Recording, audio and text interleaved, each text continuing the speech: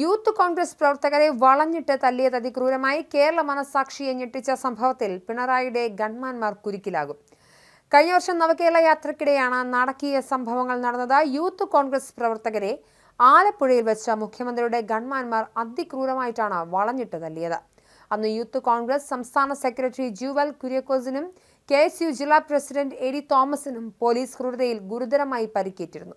മുഖ്യമന്ത്രിയുടെ സുരക്ഷാ ഉദ്യോഗസ്ഥർ ചേർന്ന് ഇവരെ തടഞ്ഞു വെച്ച് തല്ലുന്നത് വളരെ ഞെട്ടലോടെയാണ് കേരളം കണ്ടത്. ആ ക്രൂര ദൃശ്യങ്ങളിൽ നിന്നും കേരള മനസാക്ഷിയിൽ നിന്നും മാഞ്ഞു പോയിട്ടില്ല. ദൃശ്യങ്ങൾ കിട്ടാനില്ലെന്ന് റിപ്പോർട്ട് നൽകി പ്രതികളായ മുഖ്യമന്ത്രിയുടെ സുരക്ഷാ ഉദ്യോഗസ്ഥരെ സംരക്ഷിക്കുകയായിരുന്നു ഇത്രയും നാൾ. ക്രൈംബ്രാഞ്ചിലെ ഉദ്യോഗസ്ഥരെ കൊണ്ട് കോൺഗ്രസ് ഇതിന് മറുപടി പറയിക്കും.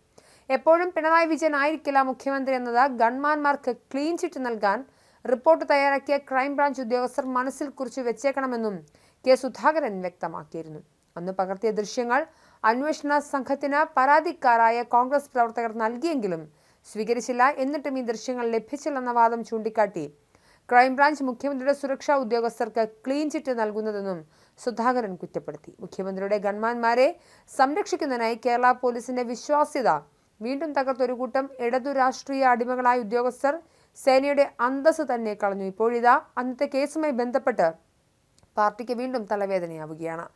കോടതിയിൽ നിന്നും മുഖ്യന്റെ ഗൺമാൻമാർക്ക് വലിയ തിരിച്ചടി നേരിട്ടു.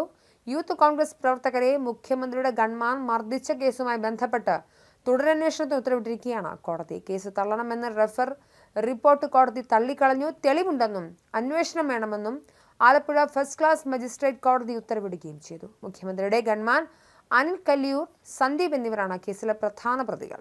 ക്രൈംബ്രാഞ്ചാണ് കേസ് എഴുതി തള്ളണമെന്ന് റെഫർ റിപ്പോർട്ട് കോടതിയിൽ നൽകിയത്. മർദ്ദനത്തിന് തെളിവില്ലെന്ന് കാണിച്ച് പോലീസ് ഗൺമാൻമാർക്ക് ക്ലീൻ ചിറ്റ് നൽകിയിരുന്നു. നവകേരള യാത്രക്കിടെയാണ് യൂത്ത് കോൺഗ്രസ് പ്രവർത്തകരെ ആലപ്പുഴയിൽ വെച്ച മുഖ്യമന്ത്രിയുടെ ഗൺമാൻമാർ പ്രവർത്തകരെ വളഞ്ഞിട്ട് തല്ലിച്ചതച്ചത്.